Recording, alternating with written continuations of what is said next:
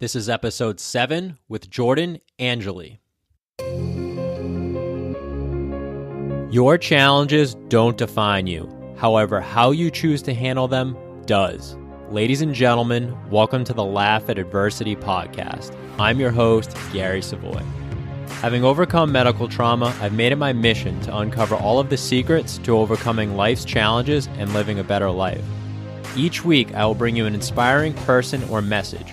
You'll hear from some of the most inspirational people on this planet, including those who have overcome adversity firsthand. My goal is to provide you with everything you need to conquer your challenges and to turn your struggles into strengths.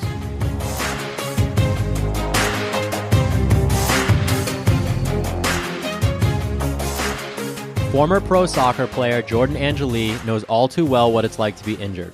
Having torn her ACL 3 times in the same knee, she still somehow found a way to return to the pro level.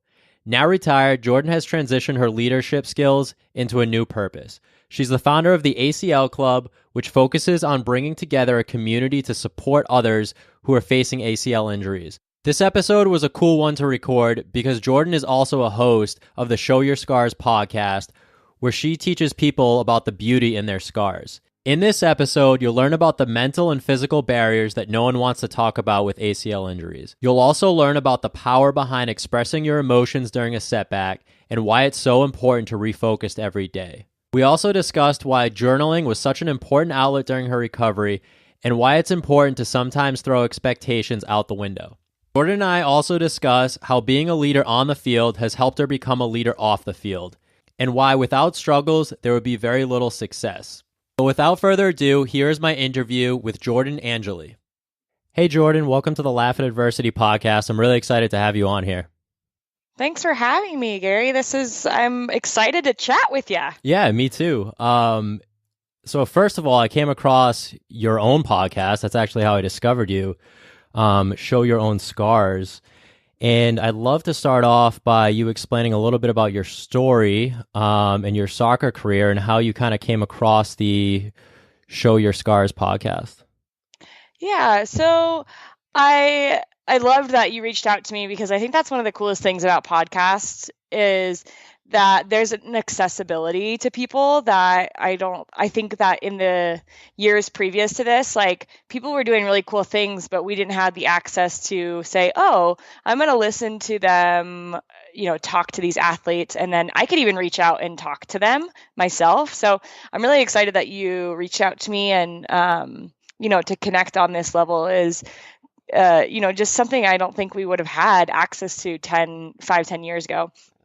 So I started this podcast, Show Your Scars, because I feel like there's a real power in the scars that our bodies have written all over them, whether it's, the scar on my elbow from when I was playing capture the flag at camp. And every time I look at that scar, I remember how I took one for the team and tripped over a tree, but passed the flag on to someone else and my team won, from that to tearing my ACL 3 times and having 7 knee surgeries and 6 scars on my left knee. And just how our scars show a journey that we've gone through in our lives, and they are a physical reminder of the healing that has gone on within our minds and our bodies. So I wanted to start this podcast to just empower other people to say, some people are nervous to show their scars or they don't think they're beautiful. And I want to say the complete opposite. I want to say there's beauty in that breakdown and the building back up. So I want people to be proud to show their scars. Yeah, I think what you're doing is just such an inspirational movement. You're helping so many people who are also facing ACL injuries. Do you mind talking a little bit about your story? I know you played soccer at a pretty elite level for a while, and you mentioned that you tore your ACL 3 times. Yeah, I can go in a little bit more detail about my story. So I grew up right outside Denver, Colorado. So I feel blessed every day that I get to live in such a cool place and get to live there now again. But grew up in a club that is one of the best clubs in the U.S. It's called Colorado Rush. And my club team ended up winning 3 regional championships and a national championship, which at the time was some of the best accolades you could have at the youth level. I then continued on to go play at Santa Clara University, which was my dream because from the moment I saw the women's team in the 99 World Cup playing on TV, I had told myself, and I came to the realization that I could do this, that was my dream, that I wanted to be a professional soccer player. I wanted to wear the U.S. crest across my chest. And so that dream was really instilled in me at a young age, and going to Santa Clara was a step in that direction because I knew that the coach, Jerry Smith, was just the best of the best, not only from a tactical standpoint on the field, but also how he dealt with leadership and the whole you as a whole person, not just an athlete. So I got to go to Santa Clara, and during my time at Santa Clara, I was a member of the under-20 national team. I got to go play in a World Cup in Russia, which was super cool because not a lot of people get to go to Russia, and I got to go there and play soccer and compete for my country, which was, just remarkable. That whole year, my sophomore year was pretty remarkable. And then going into my junior year, we lost the World Cup in penalty kicks in the semifinals and the third, fourth place game. So I was really pretty hurt emotionally from soccer. And the timing of it, I went straight into my college season. So my coach told me to take a break, and I took maybe 4 days off, I think. Wow. But as a athlete who just competed at that level, and also I was a team captain, I felt internal more than anything, the internal pressure that I was putting on myself to be there for my team, when really I couldn't really be there for myself because I would cry a lot after games. Win, lose, I just wasn't myself that junior year. I had an all right year, nothing compared to my sophomore year, but I still helped the team. We did all right. My team was probably the best team I had been a part of at Santa Clara, but we ended up losing in the first round which was unheard of for Santa Clara. We lost in the first round at home to USC, who ended up eventually winning that year. But on a fluke goal, that was just a misplay. And so not only was my heart hurt from the World Cup, but my heart was hurt from that. And, just kept on going, told myself I had to keep playing and keep going. And this whole time I was kind of dealing with a nagging injury, a hamstring nerve issue that I could play through. So I thought it was okay.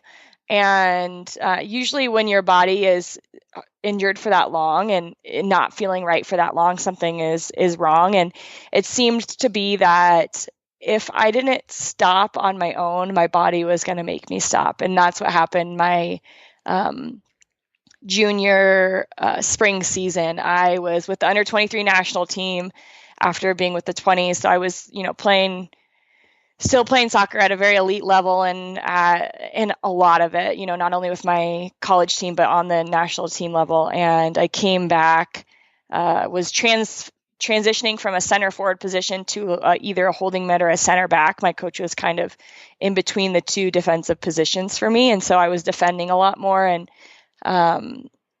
unfortunately, during training, probably last 5 minutes of training, I went to go to defend someone going to her left, my right. And when I pushed off my left leg, I tore my ACL for the first time.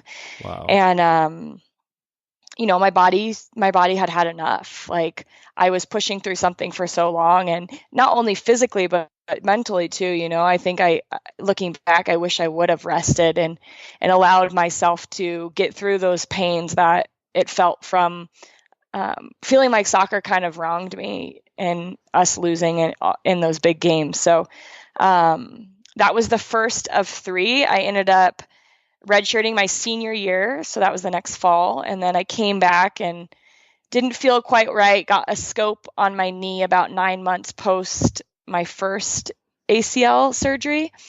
And I came back from that six weeks later, and my knee was slightly swollen, and I was told that it was okay to play on it if it was swollen. It's just as long as it didn't hurt. And within 5 minutes of that training, I retore my ACL. I played through the rest of the training thinking like, oh, that, maybe that wasn't what I thought it was. I'm just going to keep going. Again, captain, felt like I needed to be there for the team. I was just coming back from injury. So you kept playing through it? I played. Yeah, Wow. I played for the rest of we were on Thursdays, we always scrimmaged a boys team. And so we were scrimmaging this boys team. And then the first 5 minutes, they had a corner kick and I was defending and I went up for the header. I won the header and I landed and my knee just like slightly shifted. It wasn't quite the shift, as dramatic of the shift that I felt on the first time, but it was a shift. And I waited 3 days. I had a whole list of questions I was going to ask the doctor when I went into the doctor's office on Monday after my MRI on Friday, and brought my list in and I sat down and he says, well, your ACL doesn't work anymore. And I was like, what? And I ran out of the room crying and collapsed into my friend's arms who was in the training room, and really struggled through that one. So then I was at the point where, I had already taken my redshirt year. I petitioned to have a sixth year, so a medical redshirt. The NCAA thankfully granted me that. And so I sat out my fifth year fall. I took a quarter off of school. So here's the mental rest that I needed before. I took a quarter off of school, stayed at my house, rehabbed with a place that I was comfortable with, Next Level Sports Performance here in Denver, rehabbed with them and just kind of let myself rest in all, in various forms of the word. I came back that fall and competed and was the leading scorer on my team as a center back and had a really good season, and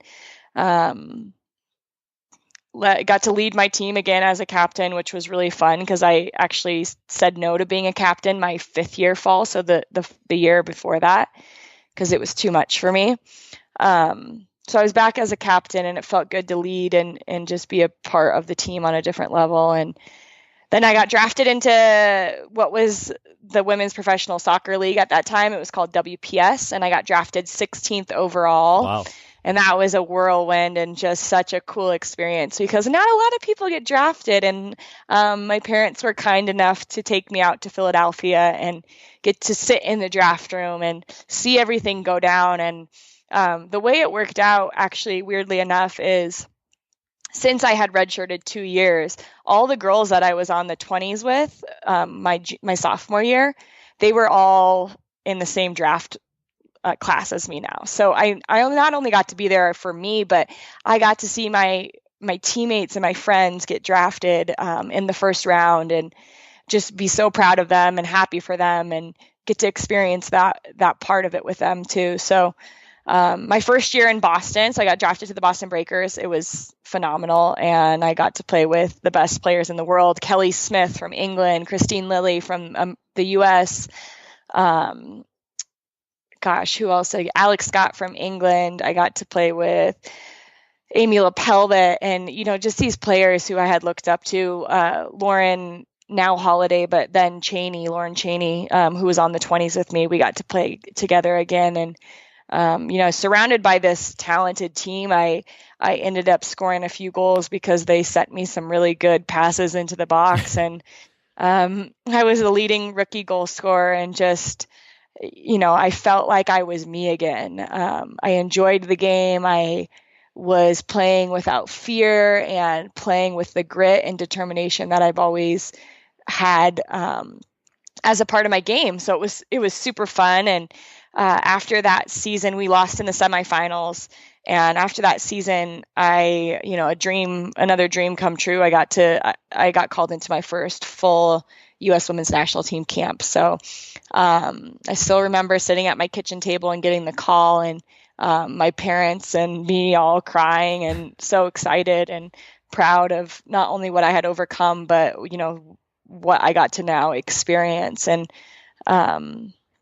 unfortunately, it was cut a little bit short, as after 2 camps, we started WPS season again, and my first game of my second year in WPS, I was running with the ball and just got tackled from the side. And unfortunately, perfect storm, my left foot was planted, and I retore my ACL for the third time. Oh. So yeah, that was the hardest one, because that hadn't really been done. Not a lot of people come back from 3 ACLs on one leg. There's actually quite a few players that have had 3, 2 and 1, but I had all 3 on one knee, and just didn't really know what the future looked like, and it took a long time, and decided that if anything were to happen in the future with soccer, that I had to be the fullest and best Jordan for that to happen. So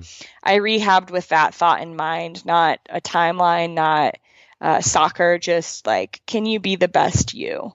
And so that was kind of my goal. And weirdly enough, when the new league, the NWSL, which is currently it'll be in its 6th season, coming up, I think 13, 14, 15, 16, 17. Yeah, 6th season. Sorry, I had to do the counting in my brain.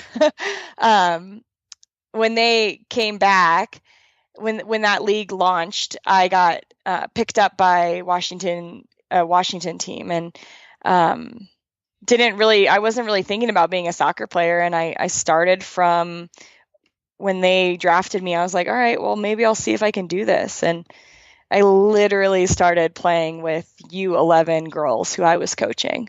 And I was very humble to the fact that I had a very far way to go. And within a year of being drafted into the NWSL, I was back with an NWSL team vying for a contract, and I won a contract at the Washington Spirit, and got to play after 3 ACL injuries on my left knee for 2 years in the NWSL, one with the Washington Spirit and then one with the Western New York Flash. So, my injury history is a long story, and but there's so many cool moments in there and so many things that lined up so perfectly that I just feel like, in the moment it hurts and it's painful and it's hard to go through. But now I just see, like, I actually just made that connection about the 20s and the draft and how we were all together again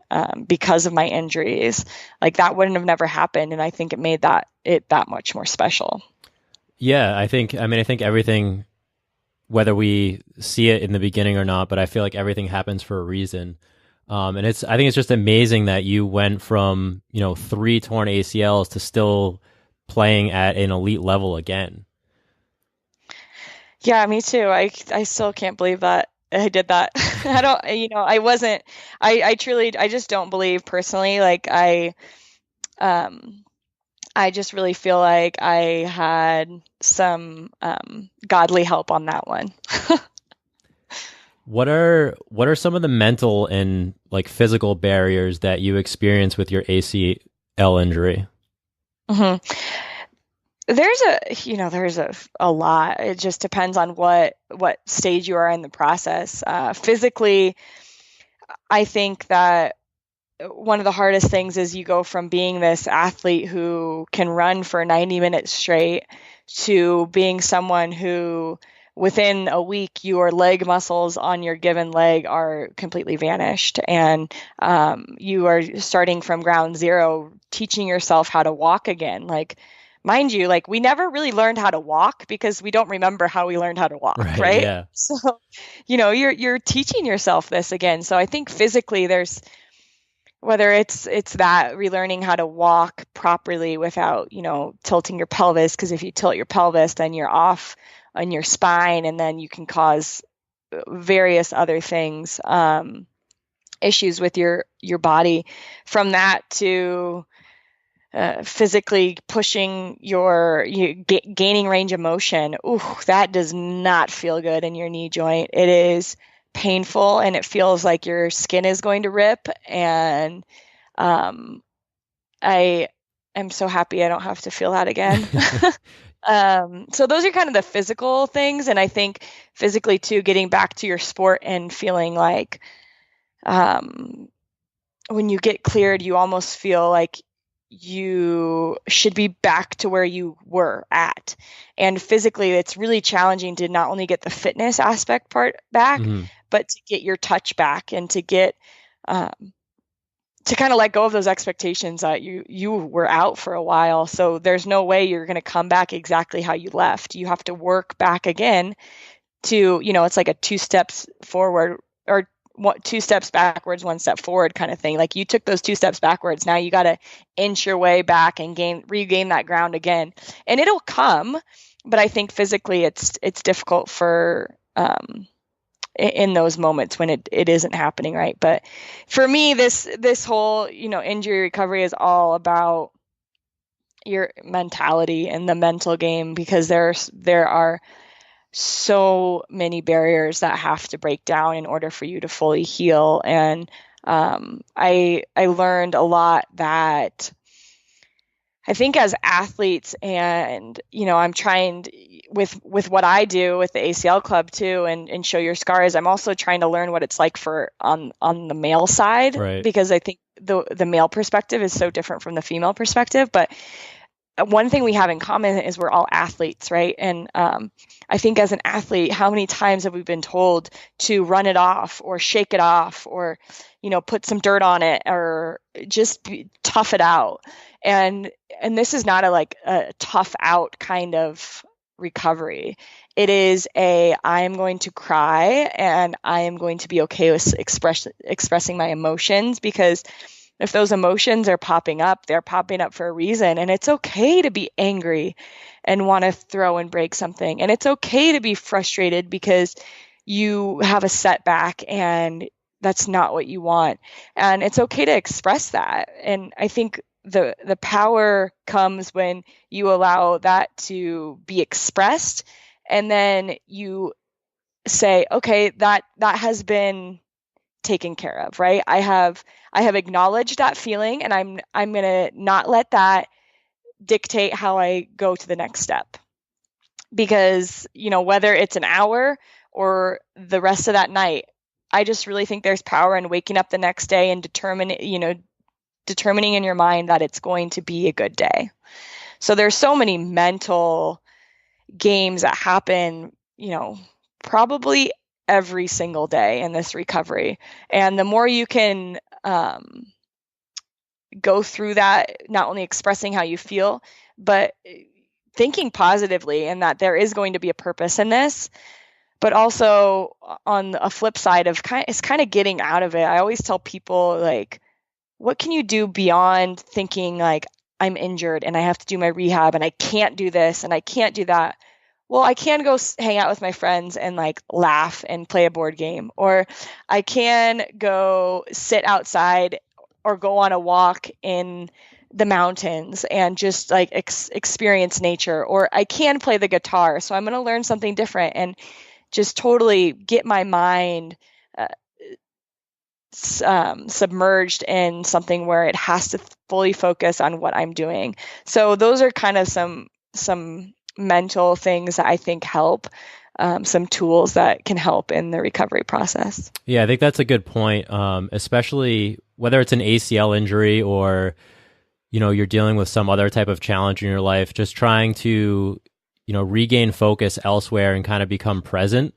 And I think at that point too, you can also either come up with different solutions if, what you're doing isn't working.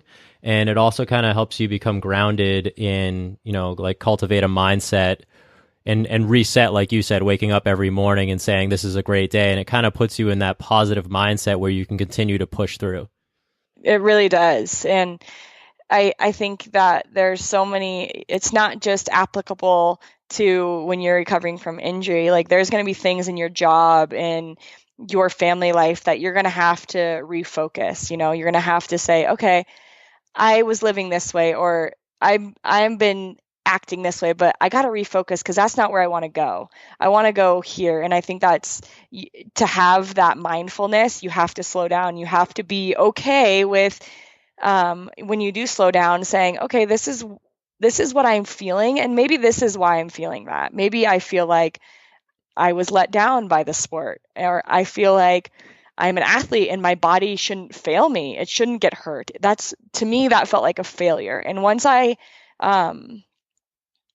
sat down with that feeling and I was like, why do you feel like you're a failure because you got injured?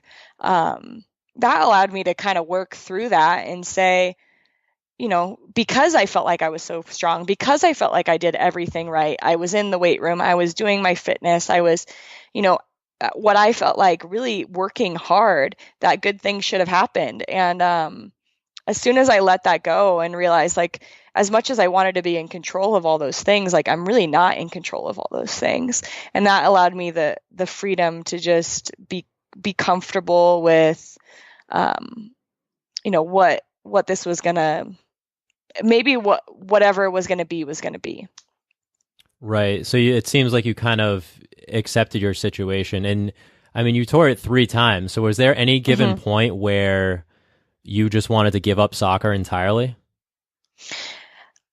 Yeah, I actually found my old journals when I was cleaning out my room at my parents' house this over the weekend. And in my journal, I had it was probably 2 days, I think. I tore my ACL for the 3rd time April 9th, and I think this journal entry was April 12th. And I had written, I don't know if I can do this again. Wow. And just saying that and reading it, I mean, it brings up emotions because I remember sitting there and writing that and feeling like, I don't know, like, how do you feel like everything is so for you? Like, this is what you're supposed to do. And yet you get tested and tested and tested, and not really in different ways, in a very similar way every single time. I just felt pretty broken. And I did feel like I wasn't going to do it again, or I was okay with even writing that down. I think that's what I want to encourage to people, like, getting those. Yeah, it's emotional. It still is emotional, like that's okay, because that means it meant something to me. And by saying that and writing it down, maybe I never said that. I don't think I ever said those words to somebody. Maybe I said that to my parents, actually, taking that back. But that wasn't like an outwardly thing that I was, I don't know if I can do this again. I don't know if I can do, but I had to be real with myself and at least write it down and take the power away from that, because if I feel like when you write things down, when you talk to people about things, like, it's almost allowing that thought to be set free, and then you don't have to, like, focus on that so much more. Right. It's not what your brain is going back to. Like, can you do this? Can you do this, Jordan? I'm like, of course. Like, of course I can. Do I have doubts? Yeah, I'm a human. But there was definitely a time when I didn't know. And I think that's why my last rehab took so long, is I just wanted to be me. I didn't want to feel that pain anymore. And so it took me 3 years to get back to playing again after I tore my ACL for the 3rd time. Yeah, and I think going back to what you just said about, expressing your emotions, I feel like once you are comfortable with being vulnerable and being able to share your emotions, it kind of sets you free. And it also lowers your expectations a bit too, which might be part of the reason why, you took 3 years for your 3rd injury, and you were comfortable with, taking the time and making sure you did it right this time. I think you're right about that, and about maybe not lowering expectations, but I almost say, like, gosh, I wish we could just throw expectations out the window. Right. Like, I think some of the times when I push myself too much is because I am expecting something of myself, or I think others are expecting something of me, and it's, we're never going to meet those expectations. But I think, expectations tend to make you disappointed. And I was not at the point where I was like, okay, I expect myself to come back from that, because I don't think I wanted to be disappointed. I think I wanted to just be like, I had the mentality through the 3rd injury that I was going to do everything I could to be a soccer player again.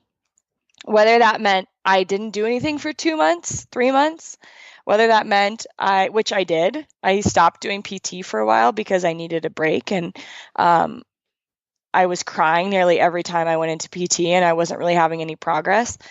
Whether it's taking a break or, pushing hard and trying to like get my lungs to feel the way that they do when you're really like getting fit, whatever the feeling was, I was going to appreciate it for what it was and not think like, oh, since I did that, I'm going to get back to here.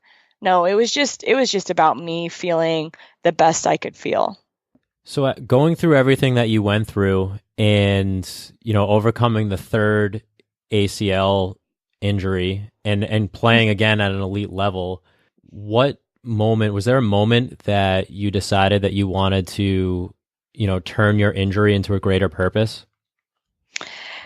Yeah, I kind of throughout all three, like those whole, gosh, what would it be?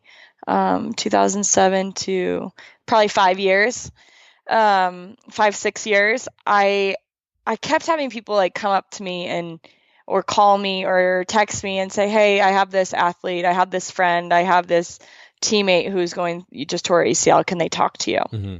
And I would always be like, yeah, of course. Like I'd be happy to help because I found strength with my teammates who did that for me when I first tore my ACL.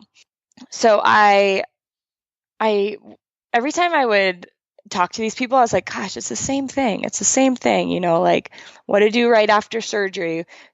Can you expect this? What do what is the rehab process like? Just the same kind of questions. And so I think that was just like little nuggets like being put in my brain, like, remember this. And when I went back to play in Washington, to be honest, I was just a different person. A tackle in the middle of the field that I would have not even hesitated to go do, I would instead now deny a passing lane and just like contain a player. Mm-hmm. And, that change in my play was very evident to me. And, I didn't play that much because I don't think I had that X factor that I used to have before, which is fine. I still think I was a good player. I didn't think it was worth it, to be honest. So my role started changing within the team, and I found myself the first year in Washington, not as much as I found it more in the second year in New York more than the first year in Washington, but both a little bit. I was an older player in the league, and I had gone through, the realm of experiences from being drafted to being traded to being injured to being a starter to being the best goal scorer in the league to being on the national team. Like from A to Z, I kind of had a wide variety of experiences that I started feeling like I was having more of a leadership role and thinking of my role on a team a little differently. Maybe I'm not going to be contributing on the field as much as I wanted to, which really was difficult for me. Don't get me wrong. Being a competitor and being a member of a team, I wanted to help my team on the field, but I also knew that I could still help them off the field. And when I got traded from Washington to New York in that offseason, I thought I was going to stop playing because I was under the impression I was going to get traded to a place that had a grass surface, of training surface, and a playing surface. And I got traded to probably one of the worst turfs as far as game day turf fields go in our league. And we were training every day on turf. And I just didn't know if my body could take it. And I didn't really want to test those boundaries. Right. And I tend to go by myself, either on a hike or this time I was juggling, but I was juggling at a field near my house. And I just feel like I was told in a very I am a Christian and I believe that God has the ability to lay things in front of us that are supposed to be our path. And I feel like God had told me you need to start the ACL club. And I had been toying with it for a while about, what am I going to do to help these people, since this was consistently coming up. And that was a moment that I won't forget because that was the start of what the ACL Club was going to be, and how I was going to use my injuries to help people. One, to help less people go through it, hopefully, and then two, to help ease the process for anybody, and to prepare athletes mentally and emotionally to returning to play in a better way, because it's one of the really big areas of the rehab process that lacks is the mental and emotional side. So as I was not playing in Washington or in Buffalo the next year, a lot of time on the bench, a lot of the time off the field, I felt like I could dedicate not on the bench, but like my role was different within that team. I wasn't playing a lot. I was recognizing that I was probably not going to be playing soccer for that much longer. And so I really started to utilize all of the free time that we have as professional athletes that I wasn't really utilizing before. And I started creating the ACL Club, and was lucky enough to launch it when I was in Buffalo that summer, and have just been continuing to grow it since then, just helping athletes through the mental and emotional side of the ACL recovery. So just listening to you speak about it, I feel like a lot of your leadership and, captain responsibilities that you talked about during your soccer career have transitioned into your ACL Club. Do you believe that too? I think so. I think there is, I wish at times I'm not leading a team right now. Like the ACL Club is me, and people call me or people email me, and I do talk with them, and I feel like my leadership qualities can come out in there in those areas. Because I think one of the biggest things that a leader can have is humility and empathy. And I want to meet people where they're at and understand that, like, I'm humble enough to say I don't know everything. I know what I've gone through. And I'm also humble enough to say, maybe this person can help you. Maybe this person can help you. But I think the empathy is the biggest thing. When you're a leader, when you're a captain on a team, is you have to be able to put yourself in that person's shoes and say, all right, if I am a rookie who started every single game and now doesn't play 1 minute and the coach has said nothing to me, I would feel this way too. And I would maybe be acting this way because of that. So I have to be able to put myself in those shoes to be able to lead them in the proper way. What kind of communication do they work, do they probably best perform with? And it varies with every single person on your team, and you have to adapt to that. And I think that's helped me adapt to how I talk with people in the ACL Club. Maybe even my comment that I said earlier is one of the big things that I'm interested in right now is I'm a female, and I can't change that, right? Like I don't know what it's like to be a male who went through an injury as big as an ACL, and I don't know what that means for you as an athlete or you as a man. And I have to have empathy with those people and say, okay, well, help me understand, help me figure out what that might feel like, that I can't, maybe I'm a pro and now I'm taking care of my family and now I can't anymore because I got injured. And this is how it feels. And this is why I had to switch career paths, because I felt like I had to take care of my family. So I do think I hadn't thought about it that way, but maybe, yeah, some of those traits do translate. Yeah, I feel like the example of, a rookie being put in the game for only a minute and you being able to kind of share some empathy and maybe experience that situation yourself. And then also when you have people that reach out to you, maybe females that are first time ACL injuries, that there's some form of leadership that you're kind of, helping console them and kind of give them some guidance because you've been through so much yourself. Exactly. And it's not just females that reach out to me by any means. There are males, and I think that's why I want to know more. I want to know what that I want this to be a place where we're a club, right? This is for me, this is the biggest club in sports because it's both genders, it's all genders. It goes across all different countries, all different sports. So, with 300,000 ACL surgeries a year in the US alone, wow.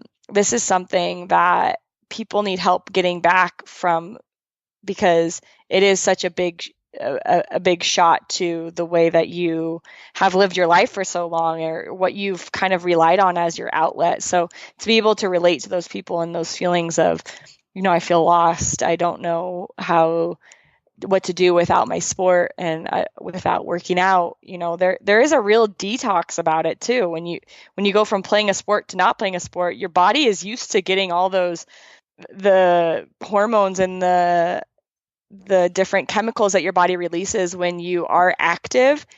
You go through a detox because then you're not doing that, so your body's craving that, and it can be really difficult to go through. So just kind of explaining things to people and meeting them where they are, and everybody's at a different place, but doing my best to try to do that.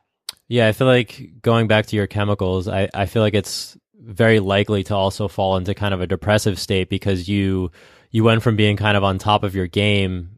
And I'm not just speaking as you, but any type of athlete who tears their ACL, they go from being on the top of their game to, not being able to do a lot of things. Mm-hmm. It's challenging. It's challenging of, who am I without my sport? Because a lot of us define ourselves when we're growing up like, oh, is that your daughter? Is that the soccer player daughter?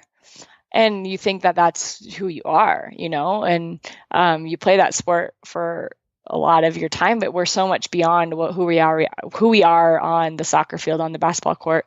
And it sometimes takes a struggle to recognize that we are so much more than that. Right.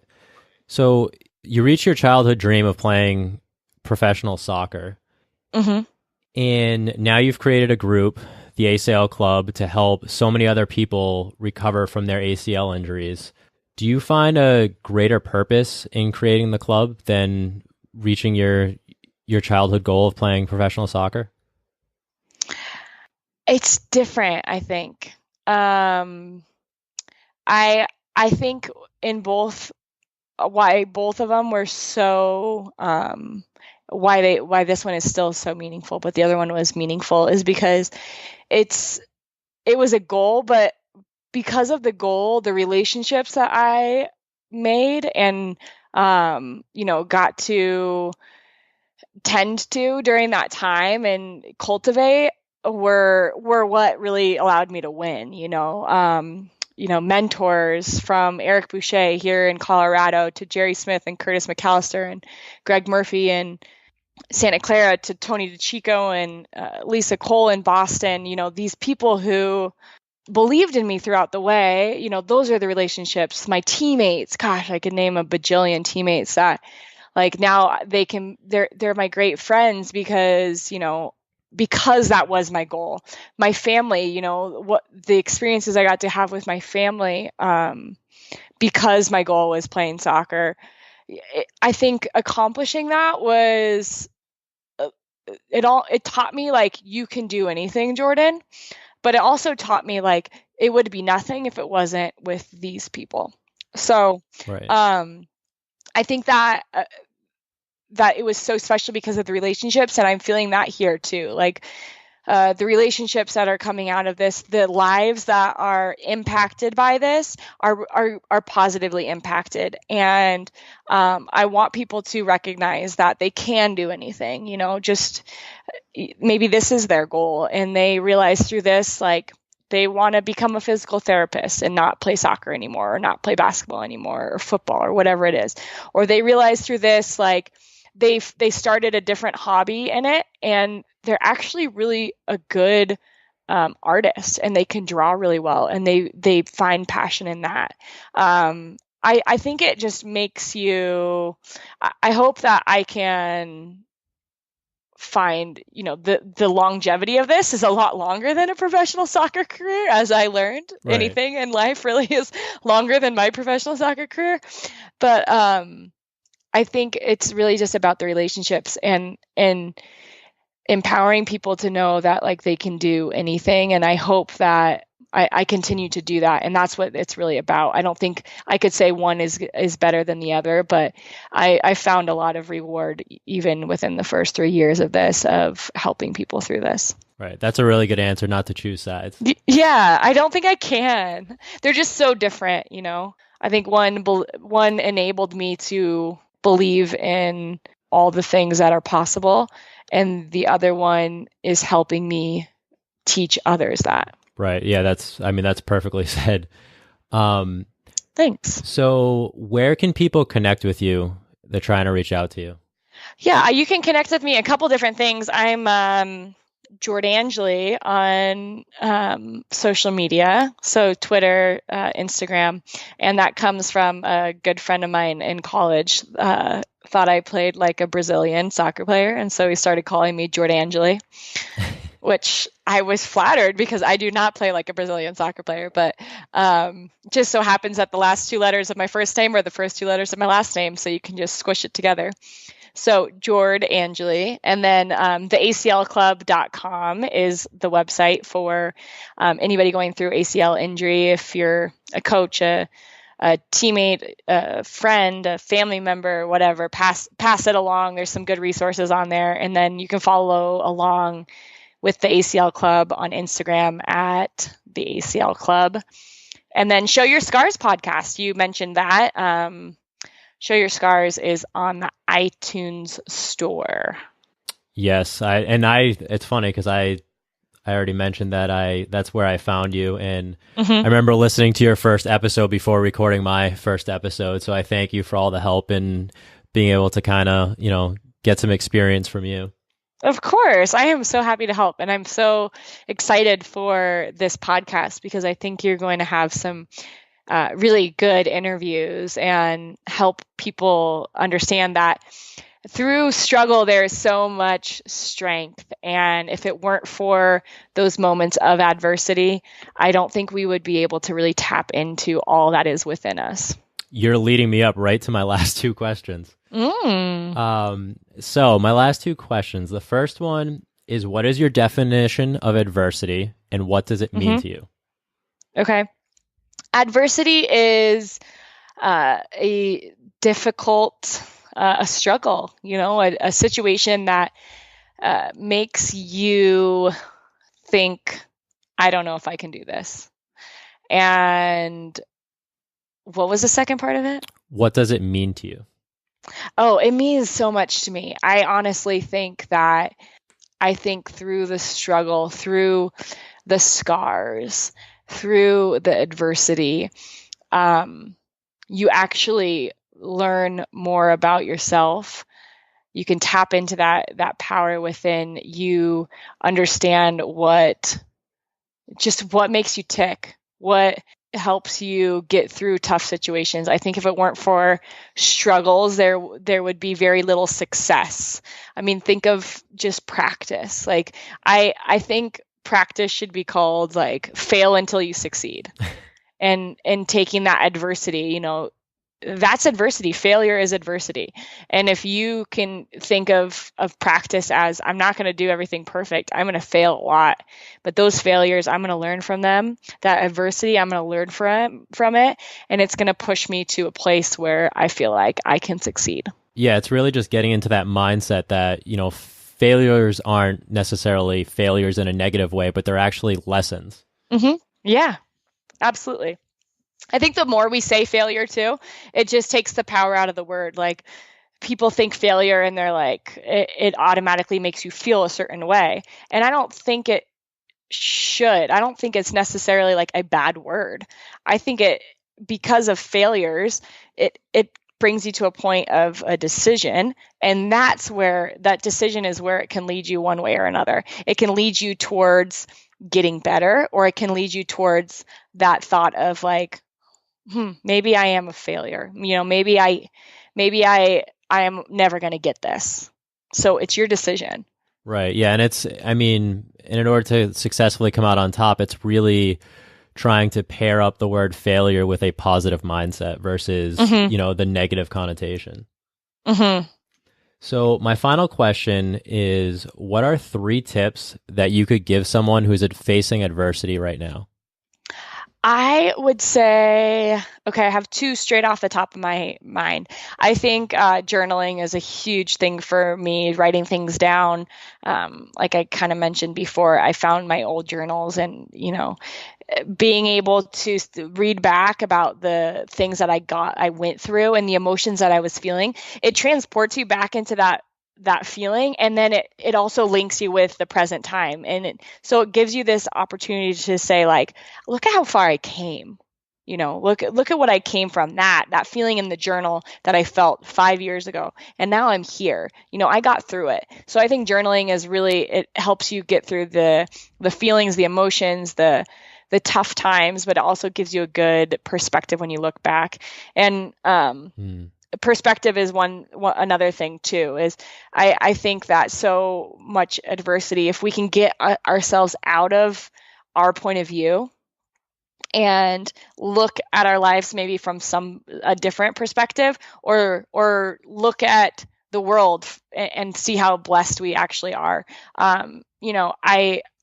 I would always say, like, I was just, honestly, I was thankful it was my knee and not my head, to be totally honest. Like, I can get a knee replacement, like I can't replace my brain. Right. And I think that perspective for me allowed me to take a step back and realize, okay, it's not the worst thing that could maybe happen as a soccer player. And I think what helps you get that perspective sometimes is serving others. Whether it's something, going to a hospital and serving, seeing if you can volunteer there, and relating to those, whether it's kids or adults or just people that have to go to the hospital every day because they're sick or struggling or having a harder operation. I think perspective in adversity and serving in adversity are allow you to understand that you can get through things. And then number 3, for me, it was like spending time with people that I trusted, right? Like, I could be whoever I was. They could listen to me if I was going to cry, or mostly, like, they could take my mind off of what was going on. So they would be like, all right, you want to go to a movie? Do you want to play a board game? Do you want to watch this Netflix whole season of blah blah, something where you're just like not thinking about what you're going through for a little bit. So right, getting your mind off of things. Yeah.